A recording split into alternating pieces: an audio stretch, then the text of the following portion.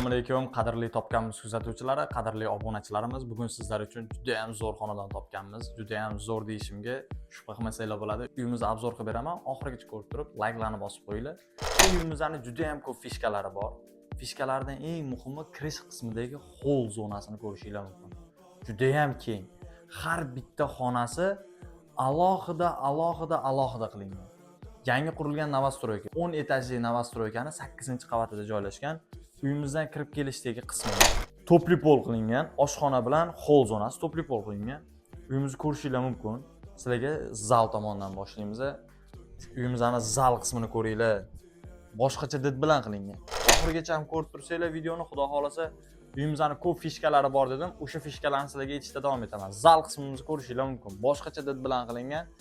Mana bu yerda Olmazor City'ga bitta baho berib qo'yaverasizlar. Kanalni ham oling, kanal ham bor pastda. Olmazor City'ni ro'parasida joylashgan. Zal qismimizni ko'rdinglar.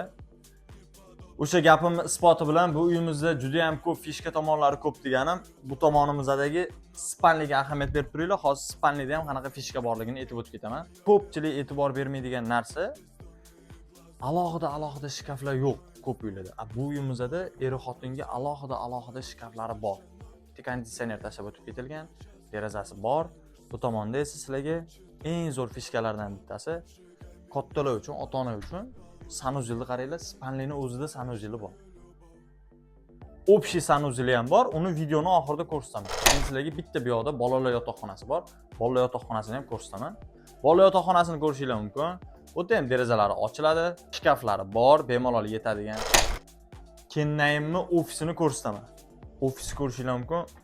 Umuman boshqacha did bilan qilingan ofisimizni mana ko'rishinglar mumkin. Oshxona qismimiz. Kennayim ofisi. Bu yerda ham juda zo'r fishkalari bor. Bu uyda nima ovqat qilsangiz ham hidi chiqmaydi. Chunki nimaga? Balkonni qaranglar. Yozda konditsioner kerak emas bu uyga. Toshkent City ham ko'rinib turibdi. Ko'rishinglar mumkin. Aka, menga bitta qaratib oling, bitta narsani ayting. Shu yerdan shunday oling, video kesilmaydi-da. Shu yerdan shunday oling-da. To'g'ridagi balkonni ham bitta yaqinlashtirib olasiz. Yaqinlashtirdingizmi? Demak, skvoznak bor uyimizda. Вообще-то yozda konditsioner kerak emas, shamolni o'zi konditsioner vazifasini o'taydi. Uyimizda hech qanaqa ovqat hidi chiqmaydi. Arizonda ham ko'rishinglar mumkin. Ko'rdinglar? Oshxona qismimizni ko'rdinglar, kattalar yotoqxonasini ko'rdinglar, zal qismimizni ko'rdinglar, hol zonani ko'rdinglar, bolalar xonasini ko'rdinglar. Endi общийga bitta qilingan sanuzilimizni ko'rsataman. Sanuzilni ko'rishinglar mumkin.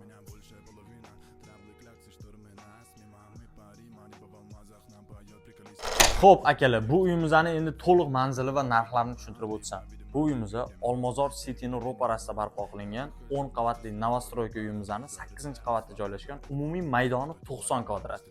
Har bitta xonalari juda ham keng. Hech qaysi xonasi tor deb aytish noto'g'ri. Har bitta daji sanuzillari ham juda ham keng qilingan. Sanuzillarigacha keng qilingan. Uyimizning umumiy kvadrat 90 kvadrat. Narxi ham juda ham arzon. $130,000 baholanmoqda. O'tadigan, kelishiladigan joylari bor. Hamma narsa qoladi. $130,000 hamma narsa qoladi. 90 kvadratli novostroykadan $130,000. Hozir 2025-yil 25-dekabr oyiga topishlik iloji yo'q narsa. Hammanglarga rahmat. To'liq ma'lumotlarni izohlarda qoldirdik. Gaplarimizda tutilib qolish bo'lsa, ming bora uzr so'raymiz. Chunki har bitta gapimizni yodda olamiz.